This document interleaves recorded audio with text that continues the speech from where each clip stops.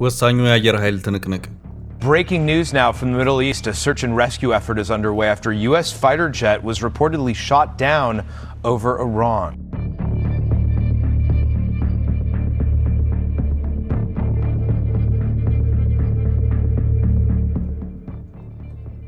ፕሬዝዳንት ትራምፕ የጀቱ መመታት እንቅልፍ ነስቷቸው ከዚያው ከነጩ ቤተ መንግስት አይናቸውን ተክለው እየተከታተሉ ነው። One of those big headlines continues to be the downed U.S. F-15 over Iran. Earlier today, the White House has been getting a briefing really all day today. President Trump has been in contact with his national security team. ትራምፕ ከመሆኑ ከቀናት በፊት የኢራንን የአየር መከላከያ ጥንቅቅ አድርገን ደምስሰናል፣ ሰማዩን እንደፈለግን እየፈነጨንበት ነው፣ የሚያስቆመን ምድራዊ ኃይል የለም ሲሉን ተናግረው ነበር። They have no anti-aircraft equipment. Their radar is 100% annihilated. We are unstoppable as a military force. የጦርነቱ ወጪ ኑሯል። ትራምፕ $1.5 ትሪሊዮን የመከላከያ ወጪ አዘጋጁ እያሉ ነው። Sending a proposed budget for 2027 to Congress today, asking for $1.5 trillion in defense spending.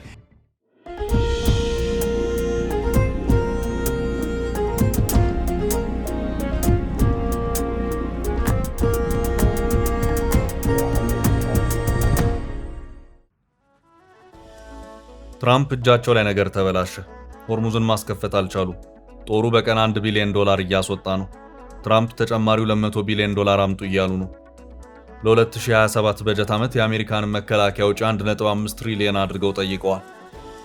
እኛው የታክስ ገንዘብ ነው እያሉ አሜሪካውያን የትራምፕን የ1.5 ትሪሊዮን የመከላከያ በጀት ጥያቄ ጆሮአቸውን አቁመው እየተከታተሉ ነው። ትራምፕ የሚሉት ሌላ የሚሆነው ሌላ የመሆኑ ጉዳይ ከባድ ፈተና ውስጥ ከቷቸዋል። በዚህ መሃል F-15 ጀት በኢራን ምድር መውደቁና አንደኛው ፓይለት ሊገኝ አለመቻሉ ደግሞ ትራምፕን እንቅልፍ ነስቷል። ነጩ ቤተ መንግስት ቁጭ ብለው መረጃውን ቶሎ አድርሱኝ እያሉ ነው። One of those big headlines continues to be the downed U.S. F-15 over Iran. Earlier today, the White House has been getting a briefing really all day today. President Trump has been in contact with his national security team. አሜሪካና እስራኤል ከኢራን ጋር እያደረጉ ያለው ትንቅንቅ በቀጠለበት ሁኔታ ፕሬዝዳንት ዶናልድ ትራምፕ ድል በድል ሆነናል፣ አይዟችሁ ዘና ብሉ፣ በ2 እና 3 ሳምንታት ጊዜያት ውስጥ ኢራንን አንበርክከን ጦርነቱን እንቋጨዋለን ብለው ነበር። በዚህም የኢራን አየርም ባህርም እኛ ነው በተባለበት ሁኔታ ትራምፕ ያልጠበቁት መርዶ ደረሳቸው። እሱም በኢራን ሰማይ ላይ በውጊያ ተልዕኮ ላይ ነበር የአሜሪካ F-15 ተዋጊ ጀት ተመቶ ፓይለቶቹ የት እንዳሉ አይታወቅም፣ ፍለጋ ላይ ነን የሚል ወታደራዊ ሪፖርት ነበር። ጆሮ ጭው የሚያደርግ ወታደራዊ ሪፖርት። እናም ትራምፕ ትዕዛዝ ሰጡ። ምኑም ይቅር ፓይለቶቹን አሰሳችሁ በመፈለግ በጠላት እጅ እንዳይወድቁ አድርጉ፣ ፓይለቶቻችን በኢራን እጅ ከወደቁ ነገር ተበላሽ የሚል ነበር። እናም የአሰሳ ሄሊኮፕተሮች አሰሳቸውን ቀጠሉ። ኢራንም ጥብቅ ትዕዛዝን ዳጎስ ካለ ሽልማት ጋር ይፋ አደረገች። ይኸውም ፓይለቶቹን አግኝቶ ለኢራን የጸጥታ አካላት ላስረከበ ይህንን ያህል የህይወት ዘመን ሽልማት እንሰጣለን የሚል ነበር። በዚህ መሃል ትራምፕ ከባድ ጭንቀት ውስጥ ገቡ። አሰሳውን ቀጠለ። በብዙ ጭንቀትም አንደኛው ፓይለት ተገኘ። በዋይት ሃውስ አንድ የሲቃ እፎይታ ሆነ። ግን ደግሞ ሌላኛው ፓይለት አሁንም ድረስ በኢራንም እንደዚሁም በአሜሪካ አሳሾችም እየተፈለገ ይገኛል። ትንቅንቁ አሁንም እንደቀጠለ ነው። በዘርፉ ያሉ ወታደራዊ ባለሙያዎች የአሜሪካ ጦር በኢራን ምድር በሌለበት ሁኔታ በኢራን ግዛት ውስጥ አንድም ፓይለት አስሶ ማግኘት እጅግ ፈታኝ ነው እያሉ ይገኛሉ። This becomes a more complex operation because remember, we do not have U.S. troops, U.S. forces on the ground in Iran. አደጋ ቢያጋጥም በሚል ለዚሁ ስራ የተቋቋመና ሬስኪው ቲም የሚባለው አካል ግን በስራ ላይ ነው። የአሜሪካ F-15 ተዋጊ ጀት አሜሪካ አሉኝ ከምትላቸው ተዋጊ ጀቶች መካከል ነው። አንዱ ጀት $100 ሚሊዮን ዋጋ ያለው ነው። ጀቶችን በዋነኝነት ነጠላ ሞተርና ባለ 2 ሞተር በማለት ይከፍሏቸዋል። ነጠላ ሞተር የሚባሉት አንድ መቀመጫ ያላቸውና አንድ ፓይለትን የሚጠቀሙ ናቸው። ባለ 2 ሞተሮች የሚባሉት ደግሞ 2 ፓይለቶችን የሚጠቀሙ ናቸው። F-35 የሚባለው ባለ 1 ሞተር ወይም አንድ ፓይለት ብቻ የሚጠቀም ነው። በትላንትናው ዕለት ኢራን ግዛት ውስጥ ተመቶ የወደቀው ደግሞ ባለ 2 ሞተር ወይም 2 ፓይለቶችን የሚጠቀም ነው። ለዚያም ነው አንደኛው ፓይለት በብዙ ጥረት ሲገኝ ሌላኛውን መፈለጉ እጅግ አድካሚ ሆነው። F-15 የግል ጀት ዲዛይን የተደረገው ማክዶናልድ ዳግላስ በተባለ አሜሪካዊ ነው። በጊዜው የዚህ ጀት ዲዛይን ብዙ ምክረ ሐሳብ እየተሰጠበት ወደ ብዙ የለውጥ መሻሻል ውስጥ እንዲገባ ከተደረገ በኋላ የአሜሪካ አየር ኃይል ሊረከቡ የሚያስችል ፕሮፖዛል ቀረበ። ፕሮፖዛሉ የቀረበው የጀቱን ኢንጂንና ቴክኖሎጂ የራሱ አድርጎ ብዙ መዋዕለ ንዋይን ባፈሰሰበት ቦይንግ ኩባንያ አማካይነት ነው። የጀቱን ዲዛይንና አጠቃላይ ሁኔታውን በመመልከት እንደ አውሮፓውያን አቆጣጠር በ1969 የአሜሪካ አየር ኃይል ተረከበው። በበርካታ የመስክ ሙከራዎች ውስጥም እየተሞከረ ተከታታይ መሻሻሎች ተደረጉበት። ከ3 ዓመት በኋላም በአሜሪካ አየር ኃይል ውስጥ በመካከለኛ የብቃት ደረጃ ላይ የሚገኝ የሚልን ሰርተፍኬት አገኘ። ከዚያም አሁን የቴክኖሎጂው ማሻሻል ቀጠለ። የሚሰለጥኑ ፓይለቶችም ከኤፍ-15 ጋር በእጅጉ እየተለማመዱ መሄዳቸውን ተከትሎም የጀቱ ተወዳጅነት ከፍ እያለ መሄድ ጀመረ። እንደ አውሮፓውያን አቆጣጠር በ1972 በአሜሪካ አየር ኃይል በኩል እጅግ ስኬታማና ውጤታማ ተዋጊ ጀቶች መካከል አንዱ ነው በሚል ይህ ኤፍ-15 ተዋጊ ጀት እውቅና ተሰጠው። ለውጭ አቅርቦት ያለው ገበያም ደራ። እንደተለመደው መሳሪያ ሸማቾቹ አረቦች በዚሁ የኤፍ-15 ጀት ማስታወቂያ በእጅጉ ማለሉ። እናም ይሄ ጀት በአፋጣኝ ተሰርቶ እጃችን ይግባ ሲሉም ለአሜሪካና የምርቱ ባለቤት ለሆነው ቦይንግ አመለከቱ። በአንድም ይሁን በሌላ ሁልጊዜም በጦርነት ውስጥ የሆነችው እስራኤል ኤፍ-15 ተዋጊ ጀቶችን በአፋጣኝ ሸመተች። ሁሉም አይቅርብኝ የምትለው ሳውዲ አረቢያ በርከት አድርጋ ሸመተች። ሰሜን ኮሪያና ቻይና ያሰጉኛል የምትለው ጃፓን ተመሳሳይ የኤፍ-15 ጀትን ሸመታ አካሄደች። በጦርነቶች ላይ እስራኤል በሊባኖስና መሰል ጦርነቶች ላይ ተጠቅማበታለች። በእርግጥ እስራኤል የምታደርጋቸው ጦርነቶች በቀጠና ያላትን የአየር ኃይል የበላይነት የሚፈትኑና የኤፍ-15ንም የቴክኖሎጂ ብቃት የሚለኩ ናቸው ተብሎ አይታሰብም። በሶሪያ በሊባኖስና በጋዛ ላይ የሚደረጉ የአየር ኃይል ጥቃቶች ናቸው።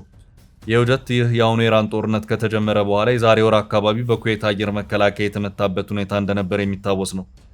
የኩዌት አየር ኃይል የጠላት ጀቶች ናቸው ብሎ በማሰብ በስህተት 3 ንብረትነታቸው የአሜሪካ የሆኑ ኤፍ-15 ተዋጊ ጀቶችን በመምታት አየር ላይ እንዲጋዩ ያደረገ መሆኑ የሚታወስ ነው። የሶስቱ ጀት አብራሪዎች የሆኑ 6 ፓይለቶች ሕይወታቸውን አትርፈዋል።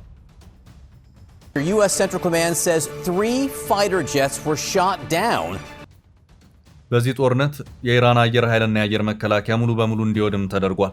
በኢራን ሰማይ ላይም እንደፈለግን እየፈነጨንበት ነው በሚል በተደጋጋሚ ሲነገር የነበረውን ነገር ይህ የኤፍ-15 መመታት ጥያቄ ውስጥ እንዲገባ አድርጎታል። ትራምፕ በትላንትናው ዕለት የተፈጠረው አስደንጋጭ ክስተት ከመፈጠሩ ከአንድ ቀን በፊት ጦርነቱን በተመለከተ ለህዝባቸው የቀጥታ ንግግርን አደረጉ። በዚህ ንግግራቸው ወቅትም ኢራንን ምንም አላስቀረንላትም፣ አየር ኃይል በሉት የአየር መቃወሚያ ስርዓትን ወይም ባህር ኃይልን ሁሉም አውድመነዋል፣ የአየር የበላይነትን ወስደን ሰማዩን እንደፈለግን እየፈነጨንበት ነው፣ የሚያቆመንም የለም ሲሉም ነበር የተናገሩት። ከንግግራቸው ጥቂት እንስማ። They have no anti-aircraft equipment. Their radar is 100% annihilated. We are unstoppable as a military force. ትራምፕ በዚህ ጦርነት ከባድና ፈታኝ ሁኔታ እየገጠማቸው ነው። ነገሮች ዋላ ደር ባሉ ቁጥር ፈተናውን በዚያው መጠን እየሰፋ ነው የሚባለውና መሬት ላይ የሚታየው አብሮ ሊሄድ አልቻለም። በኢራን ያገዛዝ ለውጥ እናመጣለን የሚለው በአሁኑ ሰዓት ሆርሙዝ ይከፈት አይከፈት ወደሚለው ሌላ ምዕራፍ ተሸጋግሯል በማለት ፕሬዝዳንቱ ላይ ትችቶቻቸውን የሚሰነዝሩ በብዛት ብቅ ብቅ ማለት ጀምረዋል። ትራምፕ ጦርነቷ መሬት ላይ ከሚታይ መዘበራረቅ ባሻገር ውጭም እየከበዳቸው ሄደ ይመስላል። ለመጪው የፈረንጆች 2027 በተደረገው የአሜሪካ ፌዴራል መንግስት የበጀት ዝግጅት የሀገሪቱን መከላከያ ወጪ ከምንጊዜውም በላይ አንረው የመጠየቃቸው ጉዳይ አነጋጋሪ ሆኗል። ትራምፕ የጠየቁት የመከላከያ በጀት የሀገሪቱን የመከላከያ በጀት ሪከርድ የሰበረ $1.5 ቢሊዮን ነው። The president wants to boost military spending by more than $1 trillion while proposing slashing domestic programs here Sending at a home. proposed budget for 2027 to Congress today, asking for $1.5 trillion in defense spending. አሜሪካውያን ባለፈው ሳምንት በመላ ሀገሪቱ ሰልፍ በመውጣት የጦርነት ይለፈን ይቅርብን ሲሉ ድምጻቸውን አሰምተዋል። ፕሬዚዳንት ትራምፕንም የንጉስ አይነት የሁሉን አዛዥነት ስርዓትን የሚያራምዱት በማለት በአደባባይ አብጠልጥለዋቸዋል።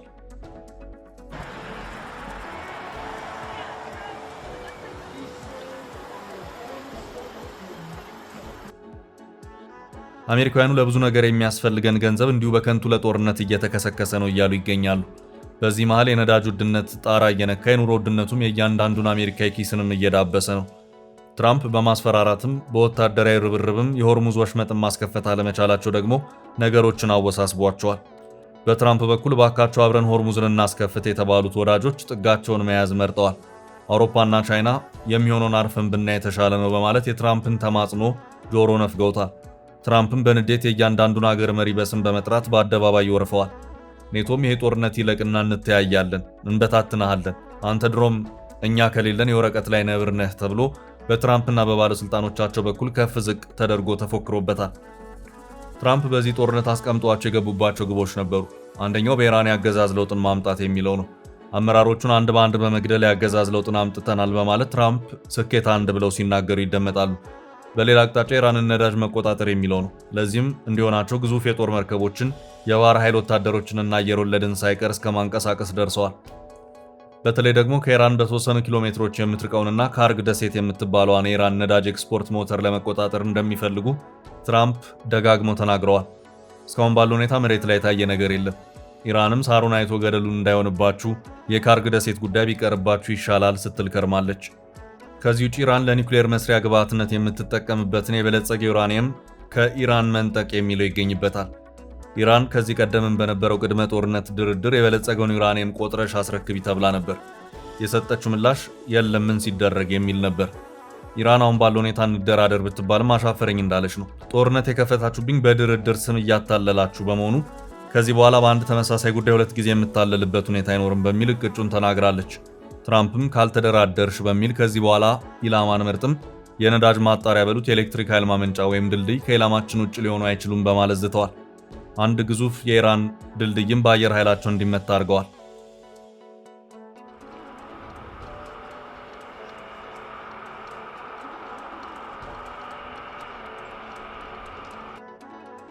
አንዳንዶች እንደዚህ አይነቱ ከወታደራዊ ዓላማ ውጭ የሆኑ የሲቪል መገልገያ ተቋማትን ማውደም የጦር ወንጀል ነው በማለት ትራምፕ ላይ ጣቶቻቸውን እየቀሰሩ ይገኛሉ። በሌላ አቅጣጫም ኢራንን ብትሆን ከወታደራዊ ተቋማት ውጭ ያሉ የቀጠናው ሀገራትን መሰረተ ልማቶች እያወደመች ነው በማለት በኢራን ላይም ክሳቸውን የሚያሰሙ አልጠፉም።